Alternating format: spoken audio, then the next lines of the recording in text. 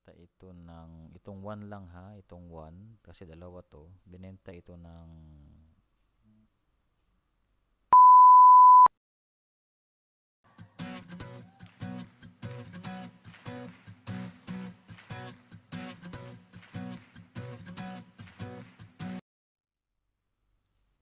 so yan mga kasibilyan.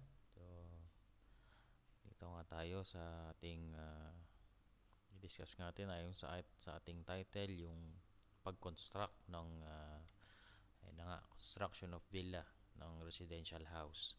So i-discuss natin yung step by step. Dito yan sa ibang bansa.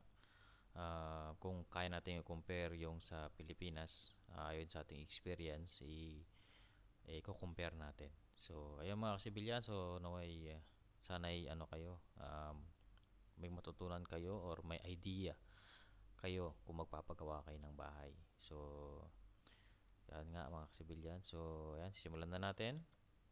So, yun. So, syempre, dito sa Middle East, ang lupa dito ay hindi matibay. Or I mean, hindi siya kagaya ng lupa sa Pilipinas na merong adobe. Dito is dagat siya na tinabunan ng mga bato or mga debris. Minsan debris o kaya rock type.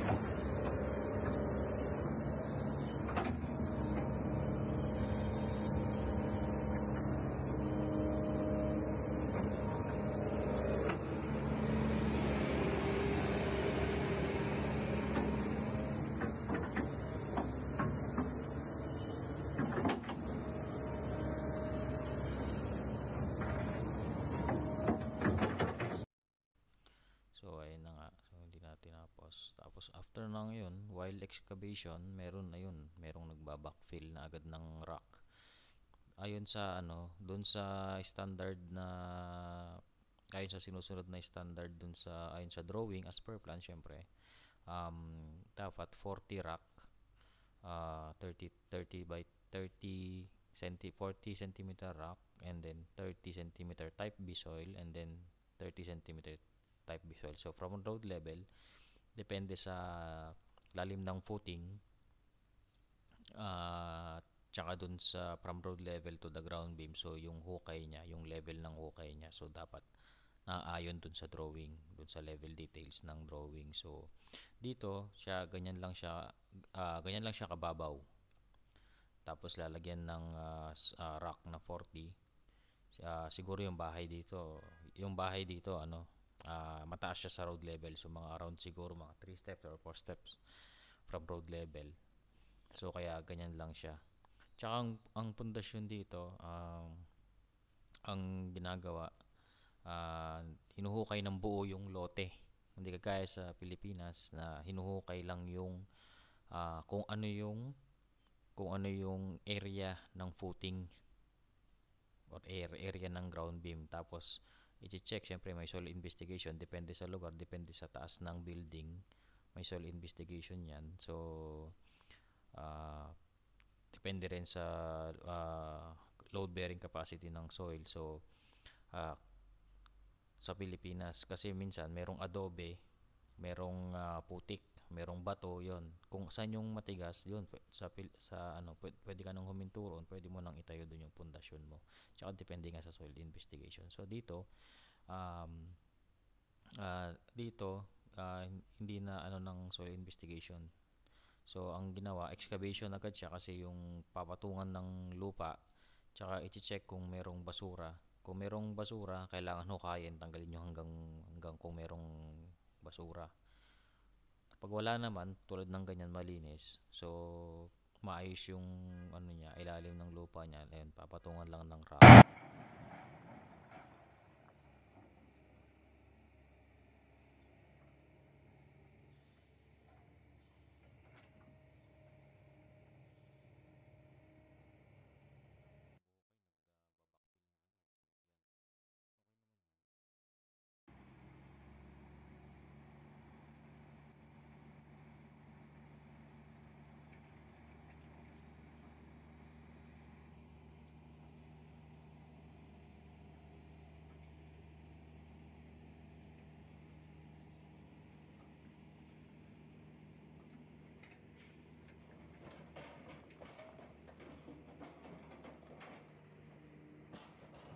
void niya sa ilalim, kung malalaki siya masyado, yung void, yung gap ng malaking bato sa void niya, hindi kumbaga, hindi siya mabuti.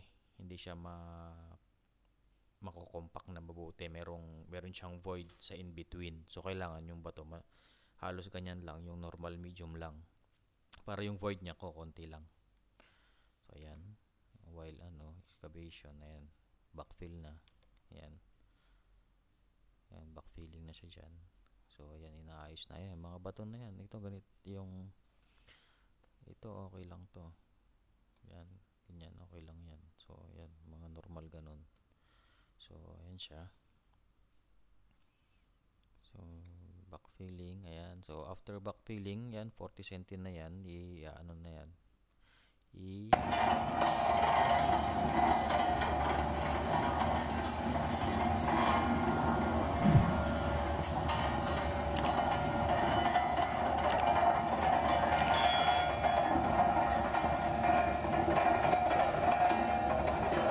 Kukompakin yan.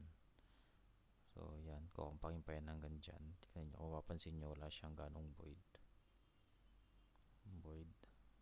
So yan.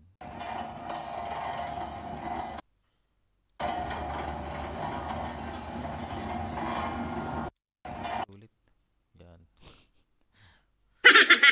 Yan, tas yun, nakompact na yun, di ba? So ito,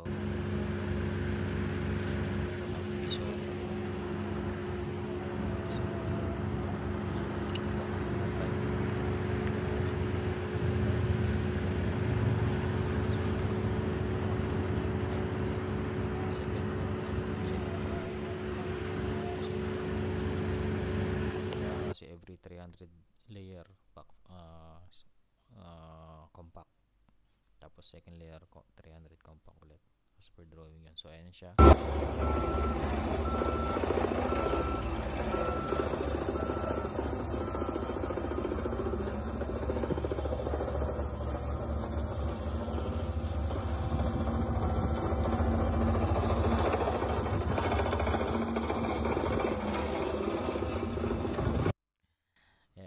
Compact yan. Kukompakin yan hanggang sa mamit niya. Siyempre, pag kinokompact yung lupa na yan, binabasa rin yan siyempre. Tapos bago i-compact, kailangan mo ito ng konti bago i-compact. Alam nyo naman yung sand, di ba? Kapag binasa mo yung lumulubog na parang nalulusaw siya. So, kailangan basain para yung niya ma-compact ng mabuti. Compact. So, ito na nga yung ginamit na para makuha yung compaction test. So check natin yung niyan, yung pagkuha niyan.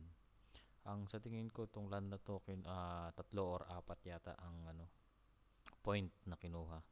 4 points kinuha na ng compaction test, kasi kung isang point lang hindi natin alam kung sa ibang lugar hindi siya compacted. So dito sample lang to na isa pagkakuha ng compaction test sa kanya. So after nyan, may result yun. May result ang compaction test nun. Kung ilang points yung kinuha, lalabas yun sa kailangan ibigay yun ng contractor para malaman kung pasado ba siya. Dapat ang compaction test result is 96 pataas, 96 to 100. So ayun, tsaka niya yung mga moisture content, andun sa niya, dun sa compaction test result na yan. So ayan, pakita ko yan. So ito na nga, nung na-compact na siya, ayan, layout na. So yung drawing, merong grid lines yun. So hindi ko mapapakita yung drawing kasi private yun. So ayan siya. Ayan, staka. Kumbaga sa Tagalog, staka. So dyan ilalagay yung grid lines, yung measurement grid lines. So kung ano yung nasa plano, dapat masunod din dyan. So istaka na sila, yan, layout. So yun yung compacted land. So ito na nga, yung na yan, forma na yan. Ito walang ganito sa Pilipinas sa Pilipinas gravel bed lang. Ewan ko kung sa iba kung may gumagamit nito. Tsaka dito buo nilang hinukay yung buong land para makompact ng buo yung pundasyon niya. So ito niya yan, forma yan, or dito kasi tawag shuttering. shattering yan ng blinding. Siyempre, yung lupa mo hindi level, yung blinding kayo ng magle-level para sa pundasyon mo. So, ayan, kung makapansin nyo dito, ayan, may mataas doon, may mababaw doon. Pero ang buhos niyan, ang nakalagay sa plano is 10 cm. So, around 7 cm, approve na rin yun. 7 to 10 cm. Minsan tumataas yan, 12 cm. Katulad nito mataas to, baka 7 cm lang to. Yung iba. Pero kung mapansin nyo yung kahoy, parang ano lang to. 7.5 lang to. Walang 4 inches to. So, ayan. Kung mapansin nyo, may mababaw, may mataas. So, hindi pa pwedeng soil ang i-ano sa mababaw sa taas. So, ang magle-level dyan yung blinding. So, shattering ng blinding to. Ang blinding is, so, ayan na nga siya. Forma siya. Yan, pinormahan na yan. Ito yung lines. Ito yung dadaanan. So, ang design dito ay strip footing. Strip footing. Yung foundation niya. Ang design sa kanya ay strip footing. So, ayan. So, yan.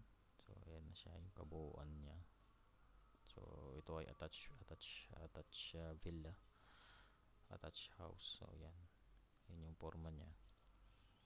Bilisan natin yan. Siyempre yan. Pagka blinding, ang standard niya, kailangan may polythene sheet. Polythene sheet para protection sa ano.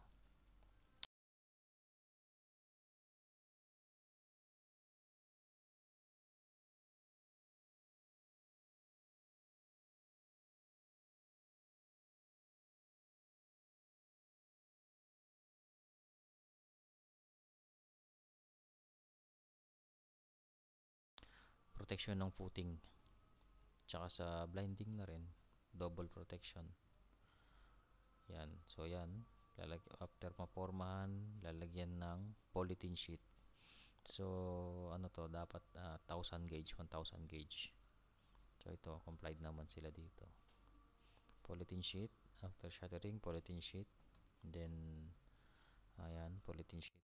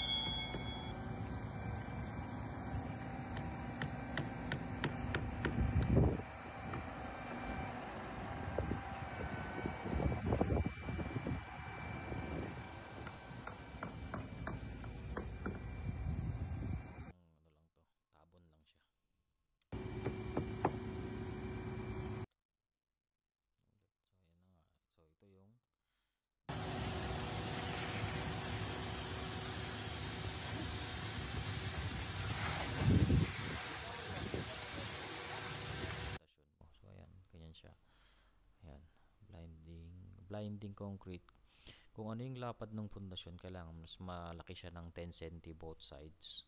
O kung isolated dyan, so apat na side, apat na sulok lang, minimum 10 cm siyang nakalabas sa pundasyon mo. Hindi pwedeng sakto sa pundasyon. Kailangan nakalabas siya. Nakalabas para yung foundation mo, nakapatong siya dun sa blinding mo. So, yan, ulit. So, ayan na nga. Oops. Ulit. Ayan. Ayan yung finish niya. Tapos yung ipapaliwanag ko yung itim na yan. Itong itim na to ay bitumen paint. So, ayan yung bitumen paint. Ayan, biglang lalabas na lang dyan. Yan. Yung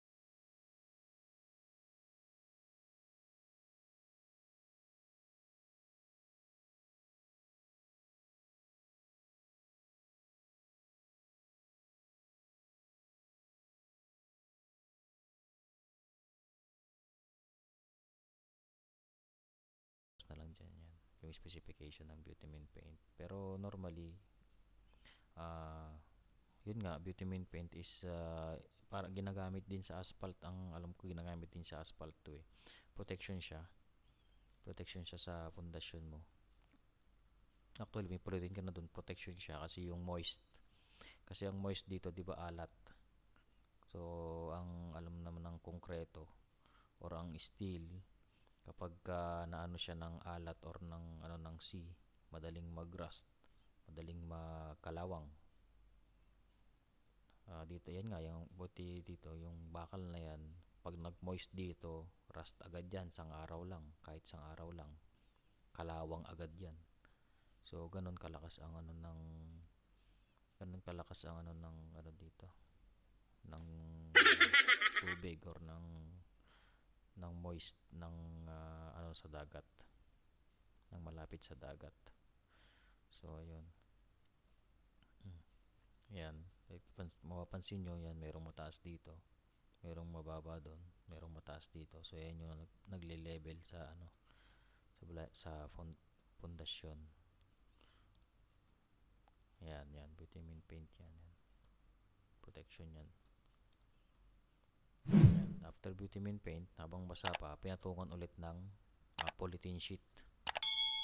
Yan, another protection na naman yan sa fondasyon. So kailangan yan talaga ka-protection. Yan. So yan lang. So ito, nag-start na sila dito. After nun, naglagay na sila ng shuttering. Ayan. Kaya ako sinabi, kailangan mas maano yung blinding mo.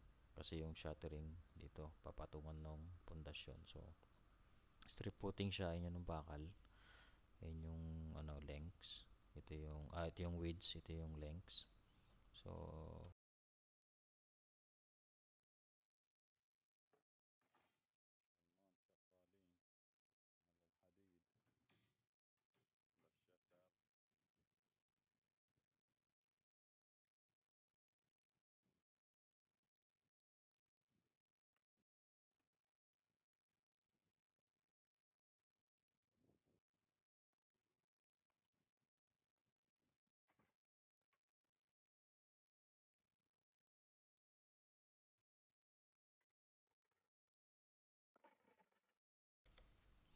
ayan.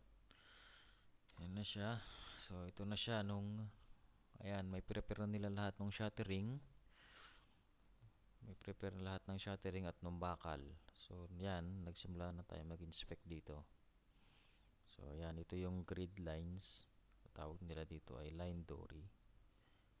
Grid lines ito ng plano para pag mineasure mo yung every grid lines as per drawing, um, madali mo siyang ma-check. Kunwari, example, sa grid line na to, sa red na to, tsaka sa dilaw na yan, i-measure mo siya. And then, pag measure mo, i-check mo kung straight siya, i-measure mo kung straight siya, and then kung meron kang column doon, tulad nitong pula na to, meron siyang column, ayan, kung tama ba yung tinapatan ng column, tsaka yung direction ng column mo. So, ayan, napaka-importante niyan. So, ang hirap mag-inspect kapag walang grid line sa site. Talagang iisa-isahin mo to. Ito, i-measure mo dyan, i-measure mo dito, center to center. I-measure mo yan. Pupunta ka dito sa lugar na to para i-measure mo yan, tsaka i-measure mo doon. Kung wala silang grid line sa site. So, uh, minsan talagang yung iba, walang ganyan, walang grid lines. So kapag mayroong grid lines, napaka-easy mag-inspect. Kaya namang i-inspect pag walang grid lines, kaya lang matagal talagang iisa-isahin mo, i-check mo isa-isa yan, yung bawat ano na yan, kasi pag nagkamali ka dyan, sa'yo ang ano dyan. Yeah, ito yung foundation na to, kasi ito kasing level to ng parking, kaya nag double ano kami doon, double steel. After doon, ground beam na doon. Ito ground beam, yan, ground beam yan. So ayan yung columns, yan, ito ground beam ng boundary. So ayan, ito yung ano niya, ito yung one side, ito yung side. So ito yung front. So ayan, halos patapos na rin sila dito, pero alam ko mayroon pa silang kulang dito. So ayan, ito attach yan. So ayan, ito yung column ng boundary, 12 milli, 16 milli doon, 16 milli lahat yan. So ayan, ayan siya, strip footing yan. Ayan, strip footing din to. Pero cantilever strip footing. Yung ganun. Ayan. So, yan nga sila gumawa. So, ayan, halos hindi pa rin sila tapos nga dito. Yung shuttering dito. Kailangan anuhan yan. Lagyan ng kahoy sa taas para tibay niya. Lalagyan din ng dito yan. Lalagyan nila ng patibay para pagka binuhusan, hindi babagsak, hindi bubuka. So, ayan, ganyan sila. Sa Pinas, hukayin mo lang yung ganito, hindi mo na kailangan ng shuttering. Ang shuttering mo na yung lupa. So, less nga naman yun sa contractor. Nakatipid siya ng forma. So, ayun na nga, yung ground beam, di na na-inspect kasi um,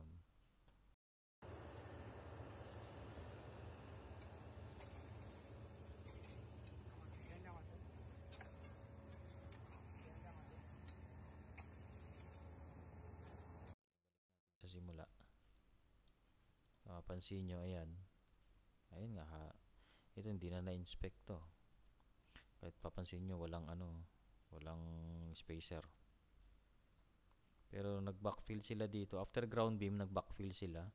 Backfill yan. Kinompak nila yung maliit lang na compactor. Tapos nilagyan ng polythene ulit.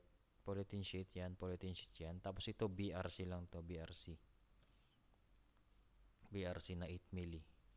Yung parang welded na siya. Yung buo. Yung alam ko 4 by size ng plywood. Or hindi, mas malaki. Yung width size ng plywood pero mas mahaba. Mas mahaba yung ano niya. BRC 8mm. So ganito lang yung ginagamit dito. Hindi kagaya sa Pilipinas. May 10 milli yata ang ginagamit sa Pilipinas na slab on grade.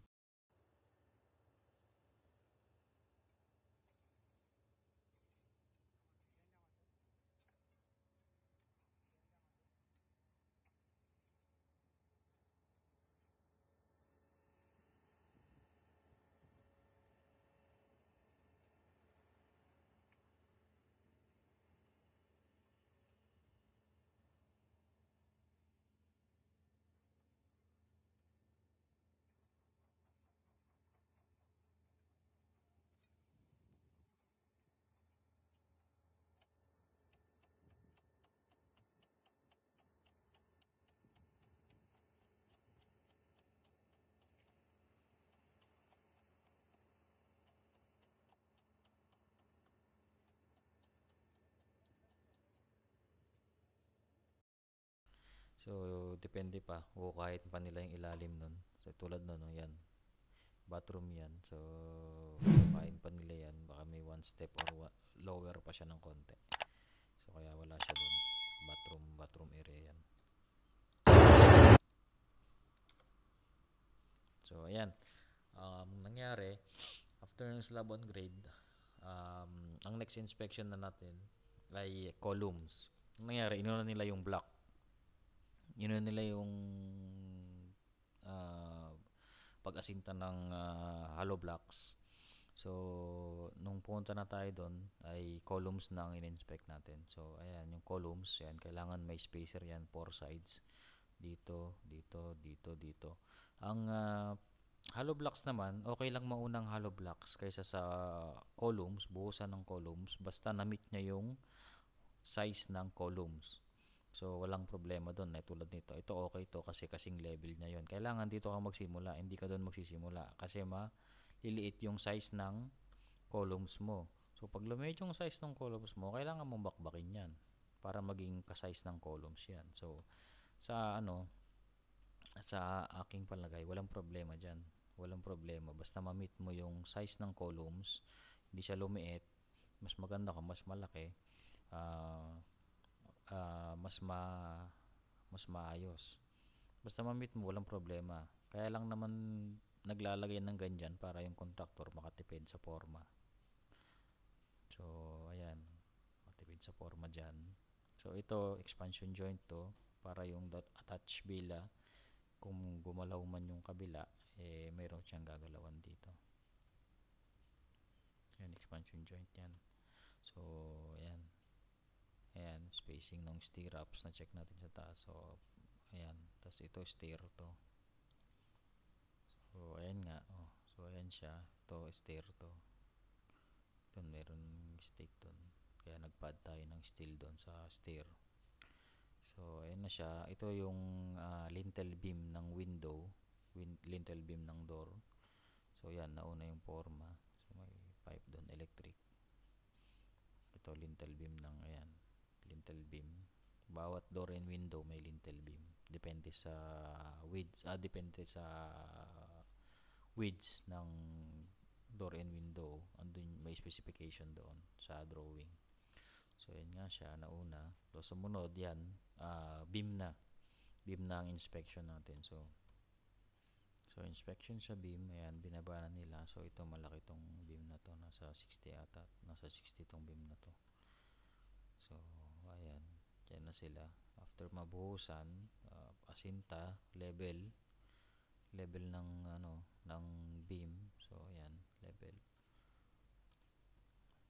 beam, ayan, forma ng beam. Ayan. So dito rin, ito dapat ganito, di ba? Itong area na to. Dito, okay lang din naman ito as long as ma-meet niya rin yung depths ng beam natin. So diyan, walang problema rin diyan. Ang ang ang nakaano diyan yung contractor. Nakatipid siya ng forma diyan. So ayan. Ayan, may pipes doon, electric. So ayan. So ayan. Beam yan. So ayan, ano yun? So ayan, beam din to. Ayan, yung spacer niya, ayan. Spacer. So ganyan lang siya. Dito, ganyan lang ang connection dito. Dapat nga hanggang doon din dapat eh. Hindi siya nakapatong na mabuti.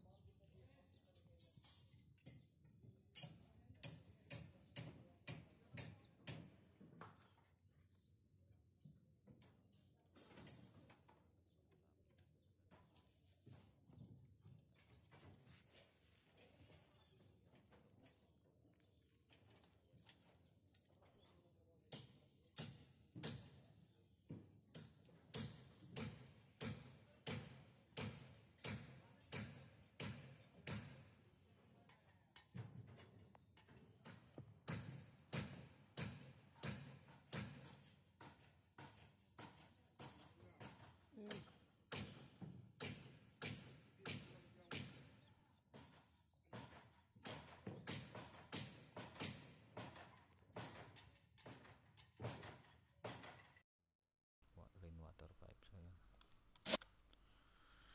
So ayun, ito yung hollow core precast slab niya. Pagkatapos mabuhusan ng beam, hollow core precast slab. So kailangan nilang ipa-check. Ayan, layout of first floor slab. So ayan, stair dito, siyempre void yan. Ito yung layout niya. So horizontal yun, vertical. Ayan, RCC para sa bathroom, sunken slab. RCC bathroom yan. So ito RCC din sa septic tank. Yan, kailangan i-check yan. Dapat as per plan yan, as per design ng structural engineer yan. Kung tama siya, okay, approve.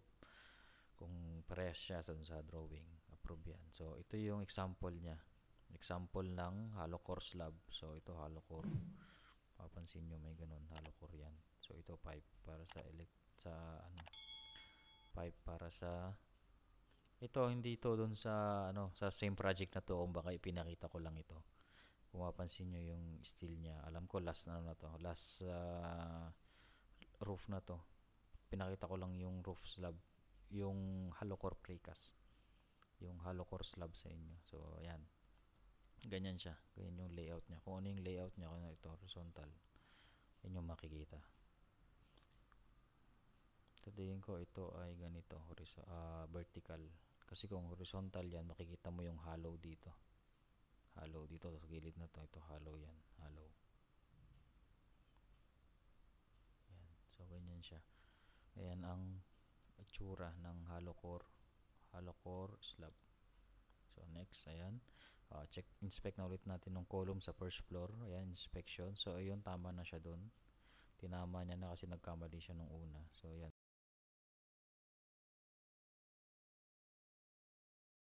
stair, yung steel stair doon. Tapos yan, column. Inspection na ulit ng column. Yan, inuna ulit yung hollow blocks. So ayan, may dagat doon. Yan. So ito siya. So may design siya dito. Projection. So ayan.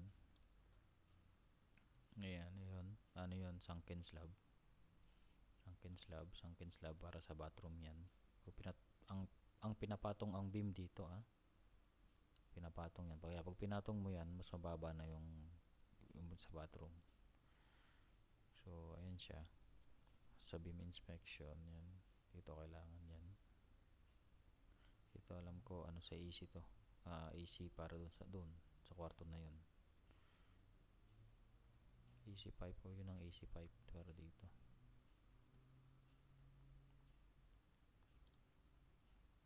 So, ayan siya. Ang beam. Ang next inspection after beam, yung roof na. Parang service area ng ng bahay. So last area na to, isa na lang niya yung column at beam. Yung nag one time buhos kasi daw yung order ng concrete para sa column ay hindi sila bibigyan ng company ng ready mix kung nasa, alam ko, below 6 cubic, hindi sila bibigyan. Napakalit ng 6 cubic. So ang ginawa, pinag one time na ganyan. So inapprove naman ng supervisor ko. So ayun, ganyan. So pinag-isa siya.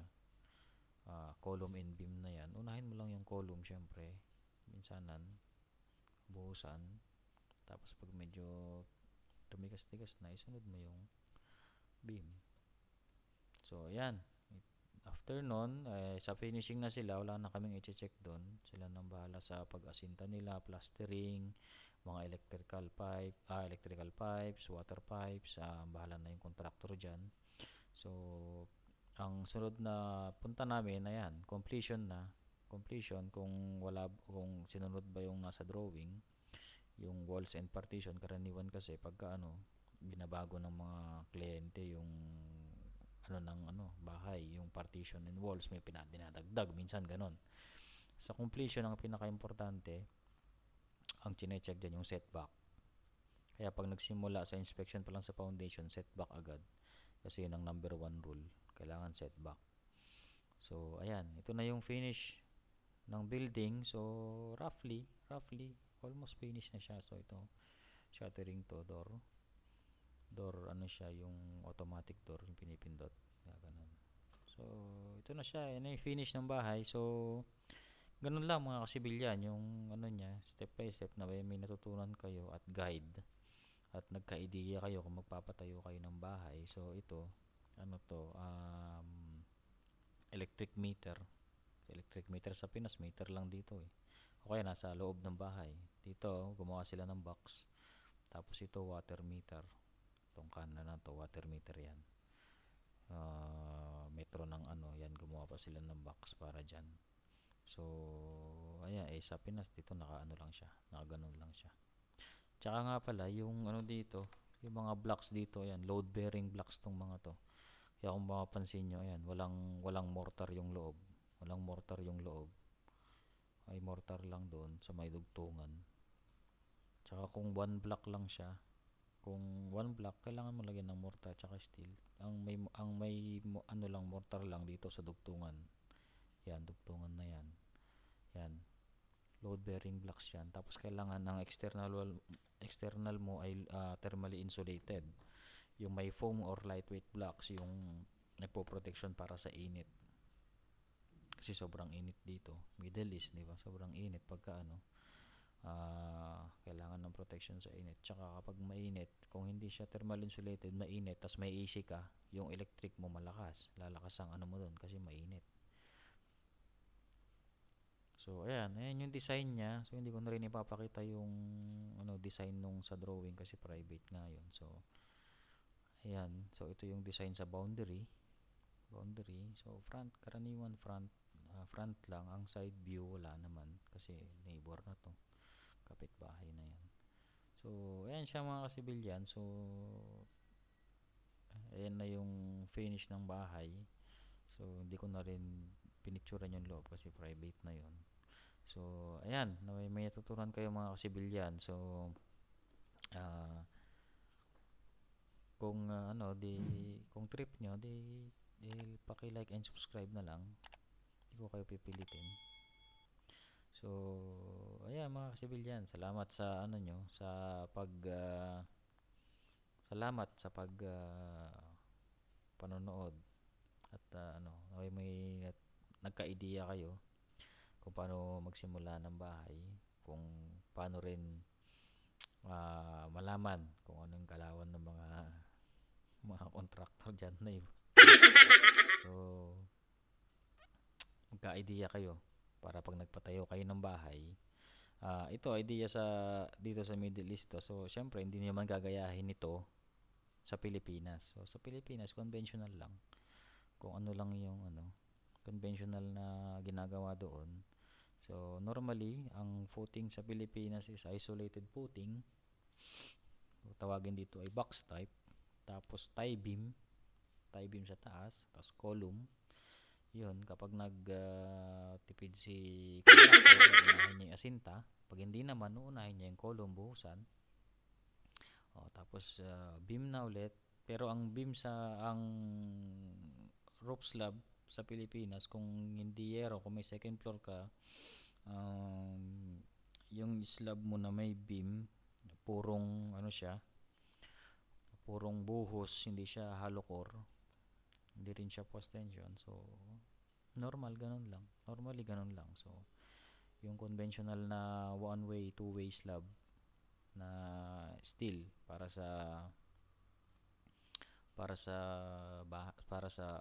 sa slab mo, sa first floor slab mo or second floor slab sa Pilipinas. Ang presyo nito, binenta ito ng